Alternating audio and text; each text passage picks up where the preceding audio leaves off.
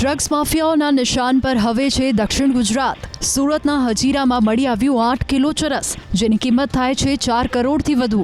હજીરામાં SR કંપનીની પાછળ દરિયા કિનારેથી અફઘાની ચરસ મળી આવ્યું. ચરસના 7 પેકેટ મળી આવતા પોલીસ ઘટનાસ્થળે દોડી આવી. સુરત વલસાડ બાદ હવે નવસારી જિલ્લાના દરિયાકાંઠેથી મળ્યું ચરસ. જલાલપુર તાલુકાના ઓંજલ માછીવાડ ગામના દરિયા કિનારે 50થી વધુ ચરસના પેકેટ મળ્યા. 60 કિલો આ ચરસની કિંમત 30 કરોડ છે. પીળા રંગની સિમેન્ટની બોરીમાં ચરસ છુપાવવામાં આવ્યું હતું. જિલ્લા પોલીસ વડા અનુસાર ચરસના પેકેટ પર ઉર્દૂ ભાષામાં લેબલ જોવા મળ્યું. થોડા સમયથી દરિયામાં તરતું હોવાનું અનુમાન છે.